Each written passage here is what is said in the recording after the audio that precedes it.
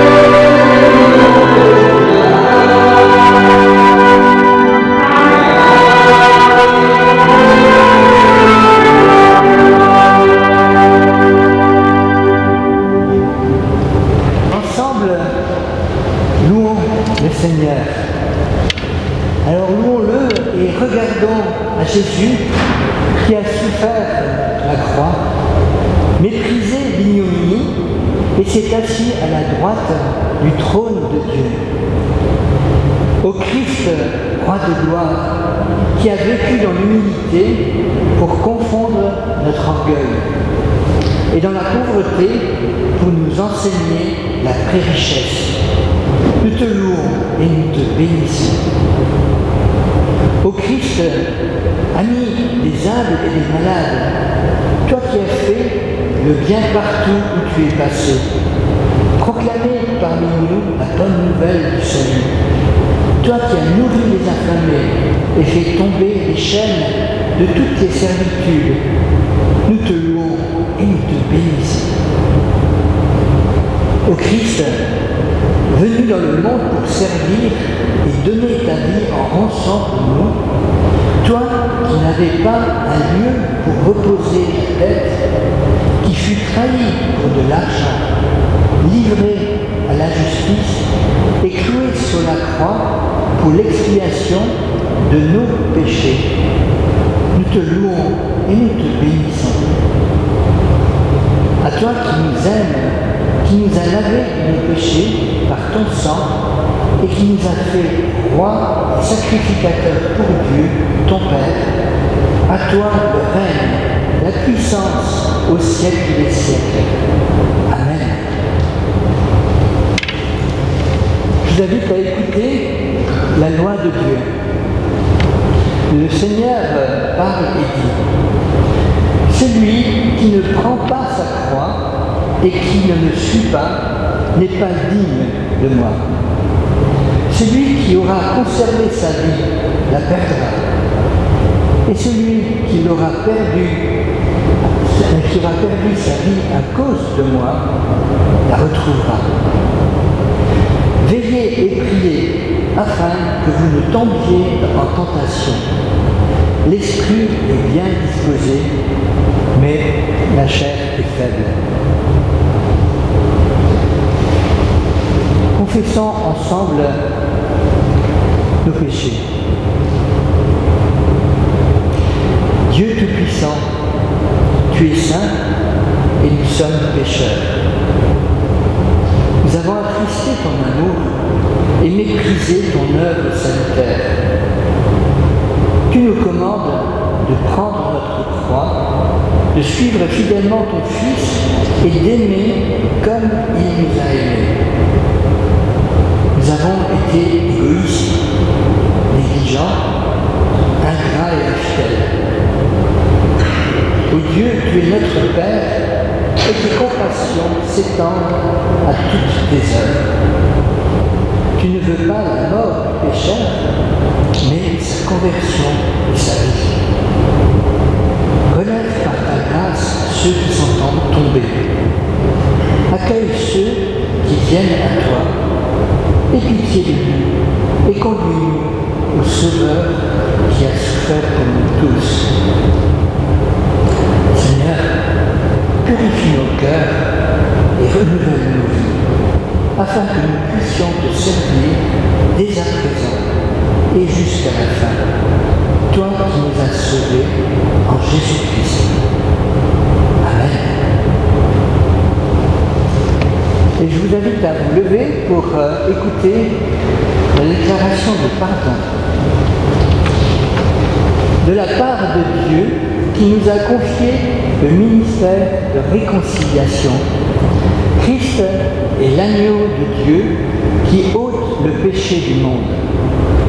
Que tous ceux dont la foi en lui et la repentance sont sincères reçoivent ici de Dieu le pardon de leurs péchés. Amen. Dans cette joie d'être pardonné, je vous invite à prendre le cantique 167 et de chanter « Quand les montagnes ».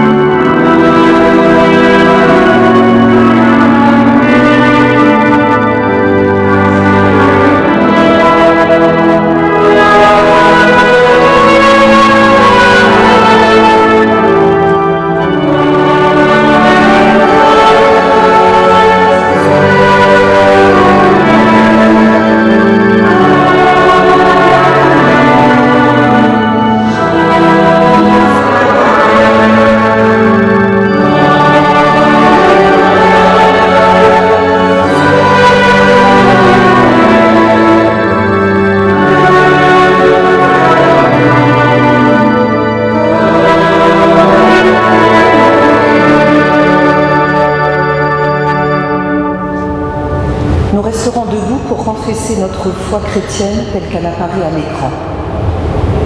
Je crois en Dieu le Père, tout-puissant créateur du ciel et de la terre. Je crois en Jésus-Christ, le Fils de Dieu. Il est venu vivre parmi nous. Il est mort sur la croix. Il est ressuscité. Aujourd'hui et pour toujours, il est avec nous. Je crois en l'Esprit Saint qui nous rassemble dans l'Église et qui nous fait vivre. Amen. Prions avant d'entendre les lectures du jour. Seigneur, auprès de toi nous trouvons le calme. Dans l'agitation du quotidien, nous sommes venus nous ressourcer aux sources du salut et y puiser des forces pour aujourd'hui, demain et tous les jours que tu nous donnes de vivre. Tu es béni pour les siècles des siècles. Amen. Et nous lisons dans Genèse 22, versets 1 à 14. Quand Isaac eut grandi, Dieu mit Abraham à l'épreuve et lui dit « Abraham !» Et il répondit « Me voici !» Dieu dit « Prends ton fils, ton unique, celui que tu aimes, Isaac. Va-t'en au pays de Morija, et là, offre-le en holocauste sur l'une des montagnes que je te dirai. » Abraham se leva de bon matin, sella son âne, et prit avec lui 2 serviteurs et son fils Isaac. Il fendit du bois pour l'holocauste et partit pour aller au lieu que Dieu lui avait dit. Le 3e jour, Abraham, levant les yeux, vit le lieu de loin. Et Abraham dit à ses serviteurs, « Restez ici avec l'âne. Moi et le jeune homme, nous irons jusque-là pour adorer, et nous reviendrons auprès de vous. » Abraham prit le bois pour l'holocauste, le chargea sur son fils Isaac, et porta dans sa main le feu et le couteau, et ils marchèrent tous 2 ensemble. Alors Isaac, parlant à Abraham son père, dit « Mon père !» Et il répondit « Me voici mon fils. » Isaac reprit « Voici le feu et le bois, mais où est l'agneau pour l'holocauste ?» Abraham lui répondit « Dieu veillera lui-même à procurer l'agneau pour l'holocauste. » Et ils marchèrent tous 2 ensemble. Lorsqu'il fut arrivé au lieu que Dieu lui avait dit, Abraham y éleva une autel et rangea le bois. Il lia son fils Isaac et le mit sur l'autel par-dessus le bois. Puis Abraham étendit la main et prit le couteau pour égorger son fils. Alors l'ange de l'Éternel l'appela des cieux et dit « Abraham, Abraham !» Et il répondit « Me voici. » L'ange dit « N'avance pas ta main sur l'enfant et ne lui fais rien, car je sais maintenant que tu crains Dieu et que tu ne vas pas refuser ton fils, ton unique. » Abraham leva les yeux et vit derrière lui un bélier retenu dans un buisson par les cornes. Et Abraham alla prendre le bélier et l'offrit en holocauste à la place de son fils. Abraham donna à ce lieu le nom de Jéhovah-Jireh. C'est pourquoi nous dit aujourd'hui, à la montagne de l'Éternel, il sera pourvu. La 2e lecture est dans la lettre aux Hébreux, chapitre 5, versets 7 à 9. Jésus, durant sa vie terrestre, adressa des prières et des supplications, accompagnées de grands cris et de larmes, à Dieu, qui pouvait le sauver de la mort. Et Dieu l'écouta à cause de sa soumission. Bien qu'il fût le Fils de Dieu, il a appris l'obéissance par tout ce qu'il a souffert. Après avoir été rendu parfait, il est devenu la source d'un salut éternel pour tous ceux qui lui obéissent. Et nous poursuivrons dans l'évangile de Marc, au chapitre 10, les versets 35 à 45. C'est le texte qui servira de support à la prédication qui a été préparée par notre pasteur Alexis, tout comme le déroulé de ce culte. Les fils de Zébédée, Jacques et Jean, s'approchèrent de Jésus et lui dirent « Maître, nous voudrions que tu fisses pour nous ce que nous te demanderons. » Il leur dit « Que voulez-vous que je fasse pour vous ? Accorde-nous, lui dirent-ils, d'être assis l'un à ta droite et l'autre à ta gauche quand tu seras dans ta gloire. » Jésus leur répondit « Vous ne savez pas ce que vous demandez. Pouvez-vous boire la coupe que je dois boire ou être baptisé du baptême dont je dois être baptisé ?» Nous le pouvons, dirent-ils. Et Jésus leur répondit « Il est vrai que vous boirez la coupe que je dois boire et que vous serez baptisés du baptême dont je dois être baptisé. Mais pour ce qui est d'être assis à ma droite ou à ma gauche, cela ne dépend pas de moi et ne sera donné qu'à ceux à qui cela est réservé. » Les 10, ayant entendu cela, commencèrent à s'indigner contre Jacques et Jean. Jésus les appela et leur dit « Vous savez que ceux qu'on regarde comme les chefs des nations les tyrannisent et que les grands les dominent. Il n'en est pas de même au milieu de vous. Mais quiconque veut être grand parmi vous, qu'il soit votre serviteur. Et quiconque veut être le premier parmi vous, qu'il soit l'esclave de tous. Car le Fils de l'homme est venu non pour être servi, mais pour servir et donner sa vie comme la rançon de plusieurs. Le ciel et la terre passeront, mais la parole de Dieu ne passera pas. Amen. Et je vous invite à vous lever pour chanter ensemble le cantique numéro 16, sa parole.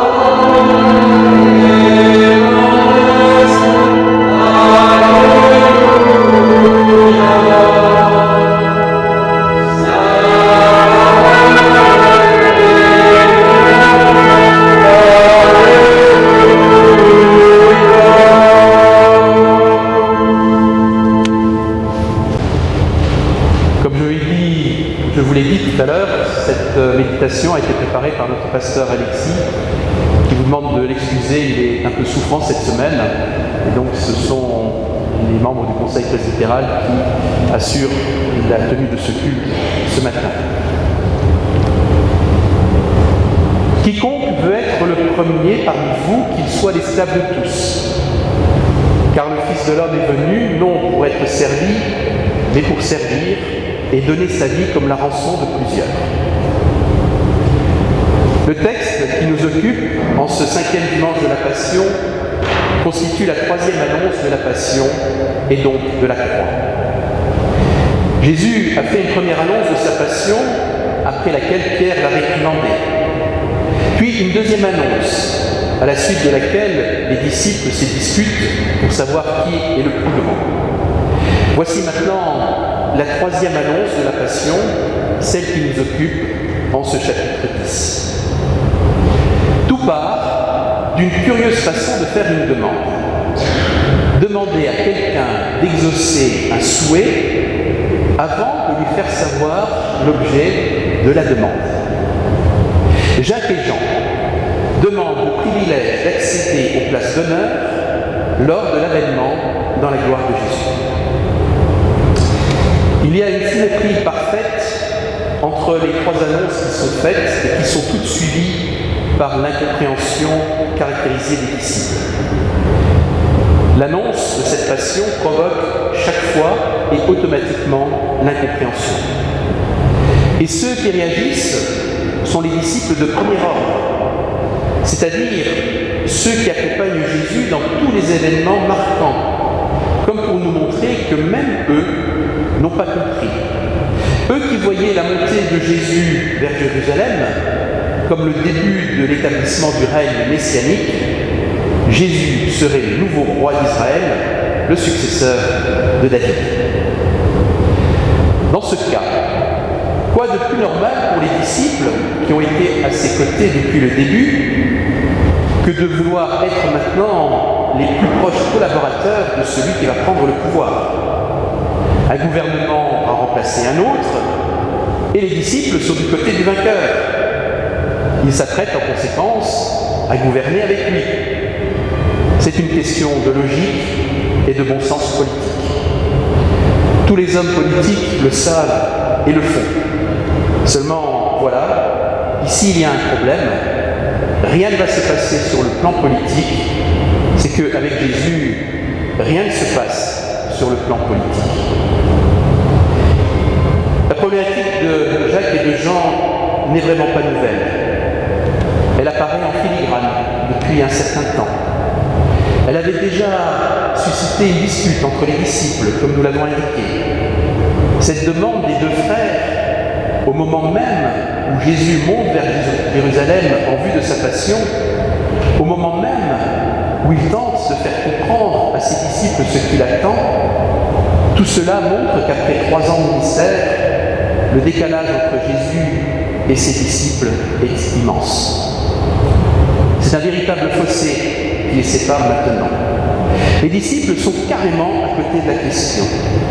Ils ne comprennent rien. La mission de Jésus leur échappe totalement. Ils ont leur propre conception du ministère de Jésus. Et pour cause. Alors que Jésus monte à Jérusalem pour vivre sa passion, Jacques et Jean demandent un poste de gouvernement. Jésus ne réfute pas leur ambition. Il tente simplement de leur montrer qu'ils n'ont pas tout compris. Mais eux, ils ne veulent pas être derrière Jésus et à sa suite, mais à côté de lui, avec les honneurs correspondants. Quand Jacques et Jean affirment « nous le pouvons », nous pourrons boire ta coupe, nous pourrons être baptisés du baptême dont tu seras baptisé, ils se disent bien que quelque chose de juste, mais ils le disent malgré eux et sans en comprendre le sens. Jésus voit leur détermination et comprend qu'ils iront donc jusqu'au bout. Voilà pourquoi il peut leur dire « Il est vrai que vous boirez la coupe que je dois boire et que vous serez baptisés du baptême dont je dois être baptisé. » Par là, Jésus montre que leur demande en soi n'est pas critiquable. Il n'est pas interdit d'avoir de l'ambition, mais ce désir doit passer par la croix. Il doit être transformés. Que dire des autres disciples? Leur exaspération est-elle le signe qu'ils ont compris, eux? Auraient-ils subitement une vision juste des choses? Ou bien laissent-ils libre cours à leur jalousie? C'est cette seconde hypothèse qui semble en accord avec le contexte. Ils sont certainement indignés devant l'obscurcissement de Jacques et Jean devant la parole de Jésus. Car les 10 autres disciples n'en reviennent pas. Ils doivent se dire que ces deux-là ont quand même du culot. Jésus n'a qu'une droite et une gauche. Et si Jacques et Jean y sont, où serons-nous, nous autres, les 10? Nous valons autant qu'eux. Et nous méritons également cette haute distinction. Voyez-vous, il est toujours beaucoup plus facile de voir les erreurs des autres que les siennes. Nous sommes experts à repérer le moindre fétu de paille dans l'œil de l'autre, malgré la poutre qui est dans le nôtre. Chers amis, vouloir être le plus grand, le meilleur, cela ne date pas d'aujourd'hui. C'est une tendance qui est inscrite dans nos gènes, pourrait-on dire. Et notre société le sait bien puisqu'elle se sert de ces leviers pour obtenir le maximum des individus. Mais Jésus, lui, ne cherche pas à obtenir le maximum de ses disciples. Avant toute chose, il cherche leur bien. Il veut éviter qu'une ambition mal utilisée et mal orientée les détruise. Car toute ambition doit être purifiée et s'appuyer sur Dieu seul, et non seulement sur les capacités humaines qui ne mènent qu'à l'orgueil et à la ruine. Nous pouvons constater que le plus curieux dans ce dialogue, ce n'est pas la réaction des disciples, mais c'est celle de Jésus. Il n'accepte pas la demande des deux frères, il ne la refuse pas non plus. Il reste dans une indétermination déroutante. En fait, il leur dit ni oui, ni non. Mais il leur dit ceci. Mais pour s'écrier d'être assis à ma droite ou à ma gauche, cela ne dépend pas de moi. Jésus montre par là qu'il a conscience de ne pas tout connaître, de ne pas tout savoir. Certes, il est Dieu, et en lui habite pleinement la totalité des attributs de Dieu, mais en venant partager notre condition humaine, il a accepté aussi, momentanément, et donc pour un temps, les limitations de cette condition. Et cela se vérifie ici. Jésus ne peut pas dire grand-chose de l'au-delà. Ici, le non-savoir de Jésus l'inscrit dans son humanité. En se situant dans le non-savoir, Jésus coupe court à la demande des deux frères pour les rappeler à leur responsabilité dans le temps présent. Et si Jésus ne nous dit rien sur les places d'honneur autour du trône de gloire, il nous dit tout de même quelque chose de très important. Notre place dans le royaume est un don à accueillir. Si donc c'est un don, cela signifie que l'homme n'en a pas la maîtrise. Jacques et Jean doivent se contenter de cette réponse, et nous ce matin aussi. On peut imaginer leur déception. Non seulement ils n'obtiennent pas ce qu'ils voudraient, mais en plus, Jésus, qui voit leur détermination, se reprend et leur annonce qu'ils boiront la coupe que lui-même boira. On peut en penser que cette fois-ci, ils en comprennent la signification. Même si la coupe, dans la culture juive, pouvait être une coupe de bénédiction, elle était souvent aussi une coupe d'amertume. Les disciples boiront aussi la coupe. Le livre des Actes des Apôtres raconte que Jacques sera le premier martyr parmi les 12, et selon la tradition, Jean, le rédacteur de l'Apocalypse, connaîtra la persécution. Oui, ils boiront la coupe. Jacques et Jean demandent à Jésus de siéger à sa droite et à sa gauche dans sa gloire, dans une position de gouvernant, de vainqueurs. Cela ne se passera pas tout à fait de cette façon. Ils ne savent pas encore, dans l'évangile de Jean, la gloire de Jésus se manifeste à la croix. Et il y en aura bien deux qui vont être à la droite et à la gauche de Jésus. Ce seront les deux brillants. À présent, pour désamorcer le conflit, Jésus va leur proposer de regarder les choses différemment. Il va poser des jalons inattendus sur leur chemin. Il balaye en quelques mots les spéculations, les ambitions de ceux qui sont appelés à devenir les piliers de l'Église. Il inverse les critères de la réussite et du coup, ceux de la nôtre également. Car les messages de la postmodernité nous disent que les grands sont ceux qui sont sous la lumière, position sociale, professionnelle, niveau du compte en banque, grandeur de la voiture, de la maison, avec piscine, standing de vie, position de direction, et j'en passe. Jésus inverse tous ces critères. Il est déroutant. Il s'était déjà identifié à un enfant. Le voilà maintenant en serviteur. Il brise ainsi l'image idéale que les disciples pouvaient se faire ou avoir de lui. Vous voulez être les plus grands, les plus forts?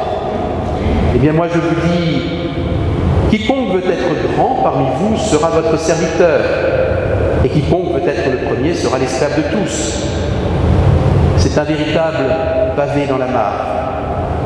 Ce que Jésus dit ici, ce n'est pas le trône, mais le tablier, pas la couronne, mais le balai, pas l'autoritarisme, mais le service, pas l'enrichissement, mais la pauvreté, pas seulement le service des amis et quelques privilégiés du système, mais le service de tous, sans discrimination aucune.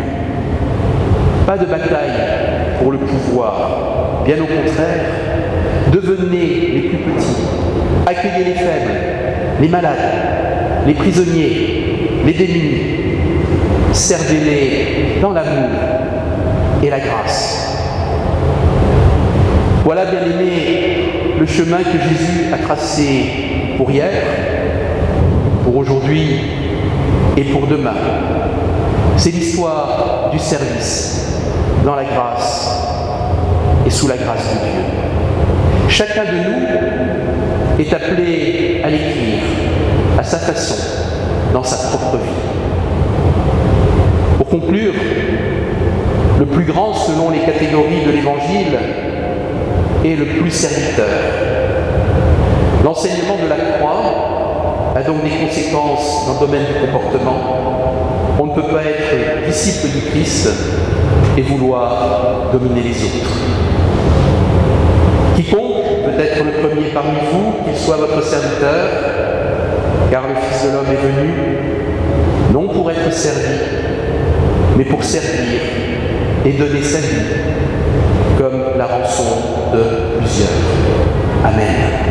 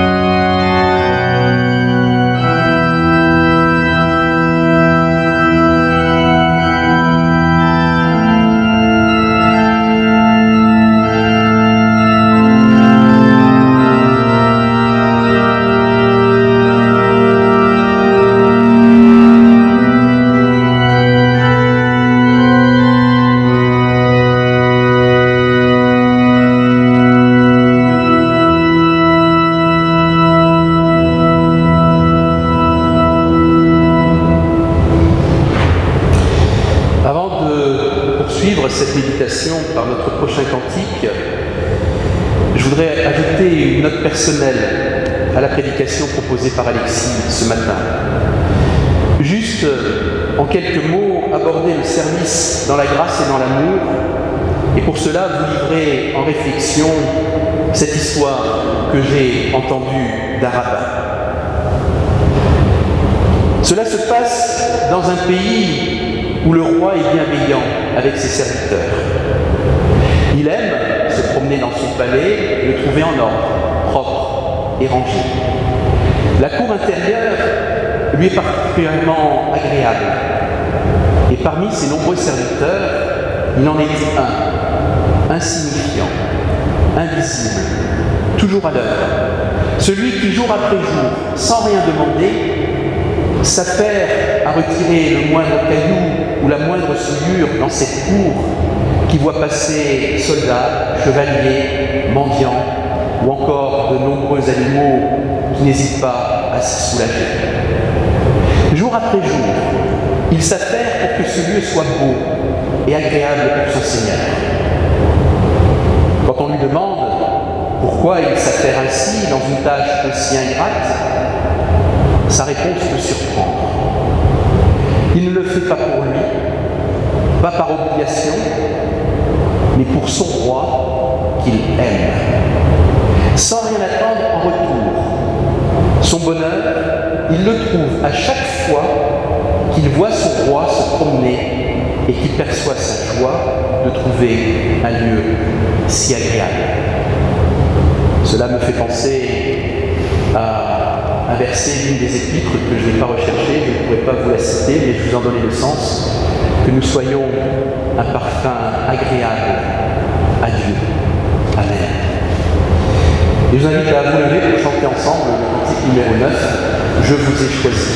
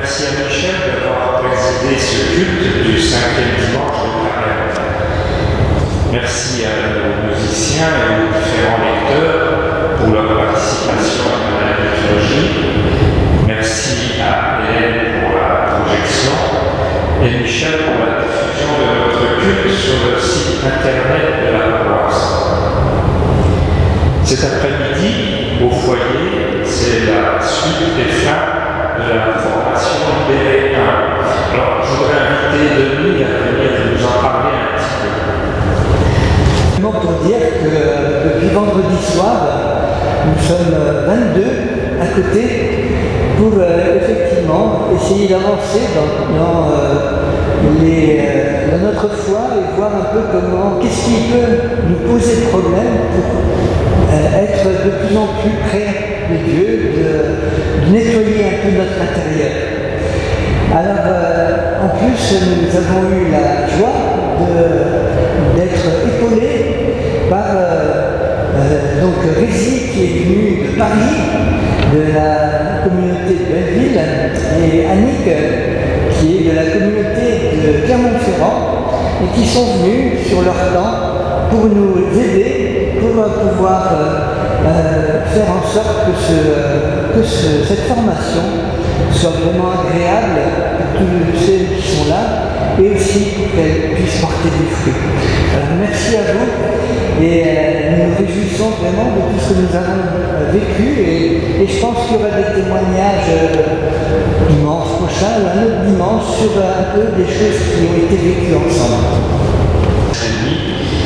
Je précise que la formation Libéré 2 aura lieu du vendredi le 29 avril au dimanche 1er mai, et les inscriptions seront ouvertes à partir du mardi 5 avril, c'est bien ça. Mardi après-midi, de 14h à 17h, le groupe Café Partage se réunit pour passer un moment convivial. Jeudi, l'équipe d'entretien des locaux sera à l'œuvre à partir de 9h. Vendredi, le groupe de prière interconfessionnelle se réunira à partir de 16h30. Le groupe de jeunes partira en week-end à la maison Robert Schumann à Sichazel les 9 et 10 avril. Le 10 avril, le culte du dimanche des rameaux sera célébré au temple à 10h30, et les enfants de l'école du dimanche seront accueillis dès 10h15. Nous avons une pensée particulière pour Florence, qui n'a pas pu venir aujourd'hui pour accueillir les enfants. Elle est malade depuis plusieurs jours, et nous prions pour sa guérison afin qu'elle puisse nous rejoindre dimanche prochain.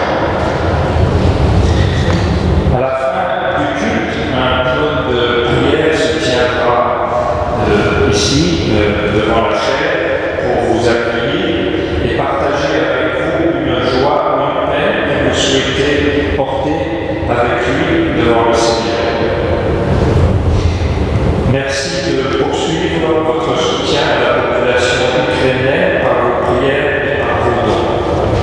Le matin, le temple était ouvert pendant qu'il y avait donc le marché, et donc il y a une exposition qui est du côté que Hélène a faite, et tous les samedis jusque Pâques, même le samedi de Pâques, les portes seront ouvertes le samedi matin, et vous pouvez venir et faire venir aussi des gens qui viendraient au marché ou qui viendraient uniquement pour ça, parce que je crois que c'est important que notre temple soit ouvert et que nous puissions accueillir. Alors hier, Hélène nous a dit qu'il y avait des gens qui sont venus comme ça pour voir, pour poser des questions, et je crois que c'est important que notre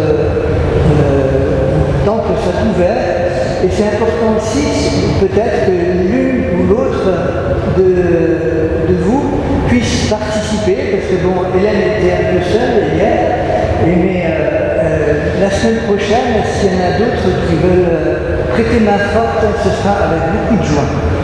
Vous allez juste voir Hélène pour lui en parler.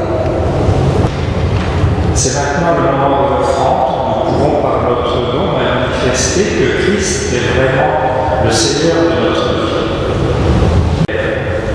Accepte notre offrande joyeuse, l'offrande de notre argent, l'offrande de notre travail, l'offrande du temps nécessaire à l'écoute, et toute offrande que nous inspire ton amour. Amen. Voici le fil rouge de cette semaine. Aujourd'hui, Magdi, chrétien égyptien, est sorti de l'hôpital et se remet chez lui de ses blessures. Magdi est diacre de l'église copte orthodoxe du nord-est d'Alexandrie en Égypte. Militant des droits de l'homme et père de 2 enfants. Il a été blessé dans la nuit du 15 février alors qu'il tentait de secourir son fils Thomas, 17 ans, retenu contre son gré dans l'appartement d'un voisin musulman. Magdi, qui se trouvait chez lui de l'autre côté de la rue, a entendu les cris de son fils et s'est précipité vers l'appartement. N'obtenant aucune réponse, il a forcé l'entrée. Alors son voisin a poignardé à 7 reprises. Des voisins ont dû emmener Magdi à l'hôpital dans un état critique. Le jeune Thomas est traumatisé par l'événement et a du mal à dormir. Choqué par cet incident, un ami chrétien de la victime explique. Magdi est un homme très pacifique. Il n'a pas d'ennemis. Il n'a pas causé de problème à qui que ce soit. Alors que le ramadan est pour samedi, nous vous renouvelons notre invitation à prier pour nos amis musulmans. Prions aussi pour Magdi et tous les chrétiens d'Égypte, que Dieu les protège durant ce temps de jeûne, période de tension où les chrétiens sont souvent la cible des extrémistes. Je vous invite à la prière. Seigneur, nous te louons d'avoir miraculeusement protégé la vie de Magdi. Nous te prions de redonner sa paix à son fils Thomas. Nous te prions de protéger Magdi, sa famille et l'ensemble de la communauté chrétienne égyptienne pendant les semaines à venir.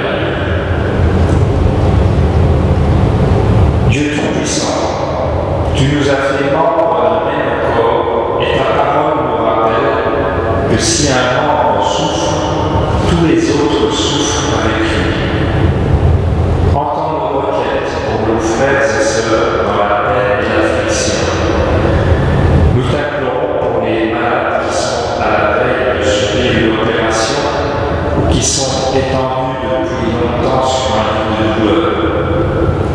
Nous te prions pour tous ceux qui voient souffrir un être cher.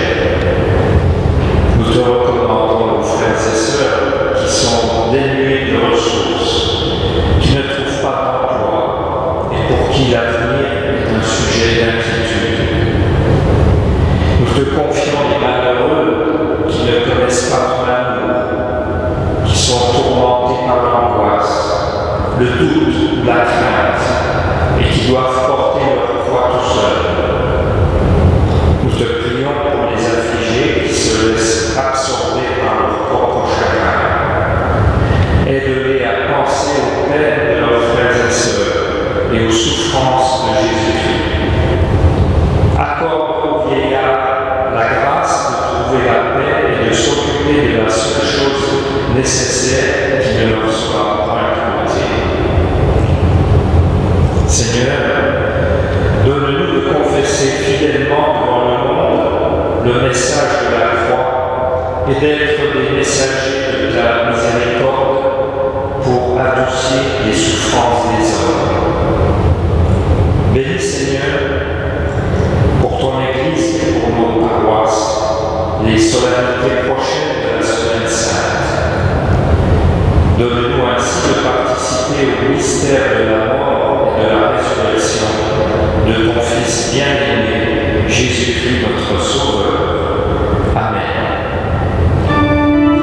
Levons-nous pour prier, tel que nous l'avons reçu.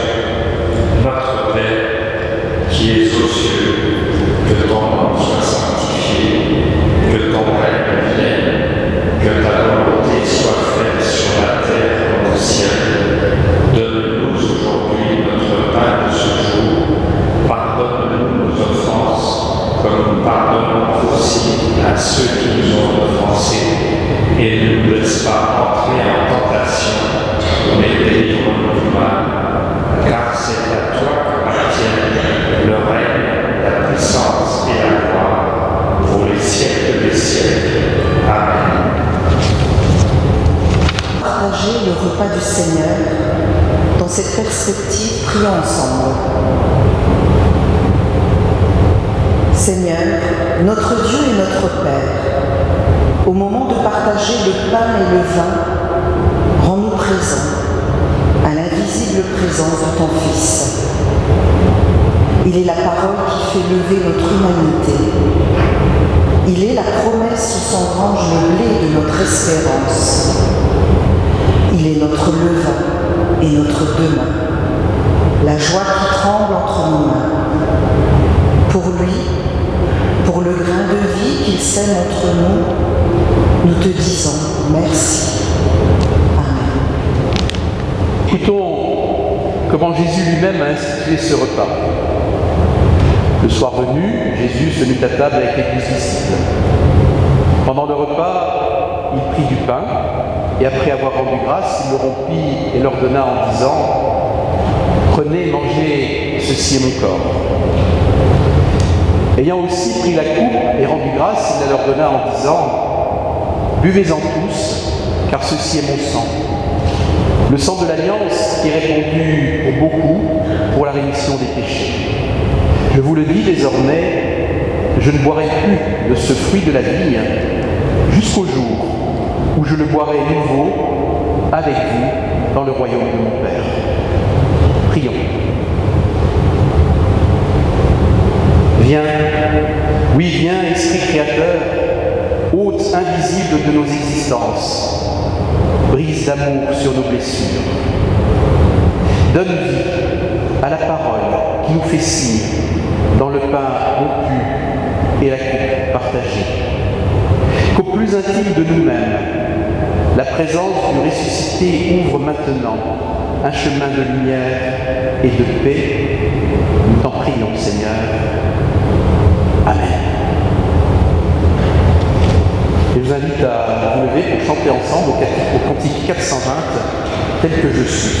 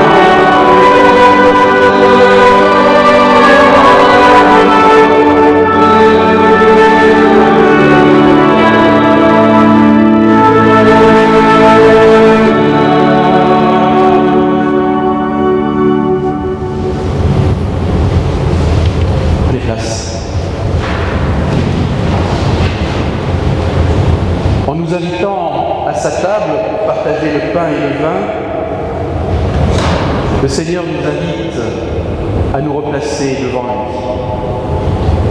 Il nous invite à compter sur ses promesses de pardon, d'espérance. Il nous rappelle, par ces signes que sont le pain et le vin, que le Christ est vivant au milieu de nous. C'est autour de lui que nous sommes rassemblés, en communion les uns avec les autres. Nous sommes à notre tour les signes et les témoins de son amour. Partager le pain et le vin, c'est répondre à cet amour de Dieu. C'est faire cette démarche de confiance où l'important n'est pas de nous regarder d'abord nous-mêmes, mais de le regarder, lui. Aussi, approchons-nous avec assurance, approchons-nous de la table du Seigneur. C'est notre façon de dire qu'ensemble, nous voulons nous mettre en route à la suite du Christ. Nous le reconnaissons comme notre Seigneur, notre Sauveur, Dieu au milieu de nous. Venez, approchez, tout est prêt.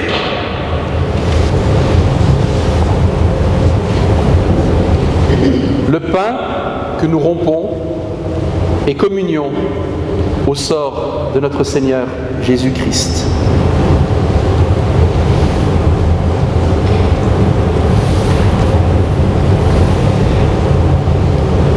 La coupe de bénédiction pour laquelle nous rendons grâce est communion au sang de notre Seigneur Jésus-Christ qui a été répandu pour nous.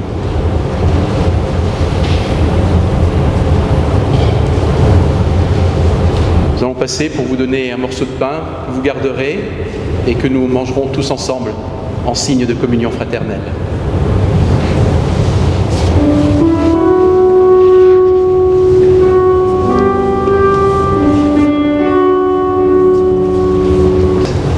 À participer.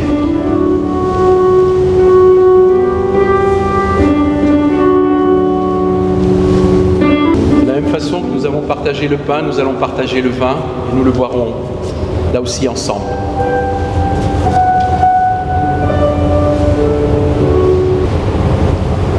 Je vous invite à communier ensemble.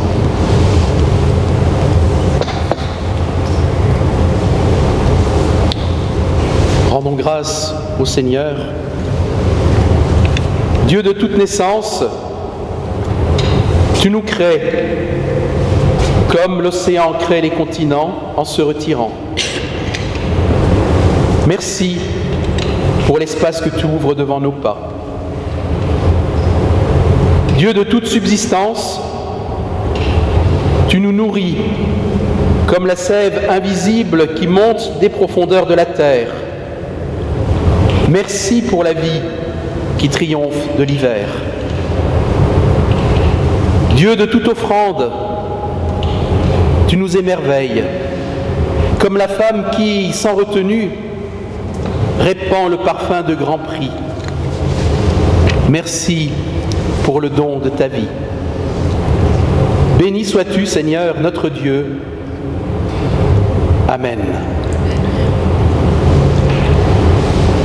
Recevons maintenant l'exhortation et la bénédiction de la part de notre Dieu. Quiconque veut être grand parmi vous, qu'il soit votre serviteur. Et quiconque veut être le premier parmi vous, qu'il soit l'esclave de tous. Allez donc mettre en pratique ce que vous avez entendu. Que la paix de Dieu, qui surpasse toute intelligence, garde vos cœurs et vos pensées en Jésus-Christ. Amen. Et avant de nous séparer, je vous invite à chanter ensemble le cantique 882, que la grâce de Dieu.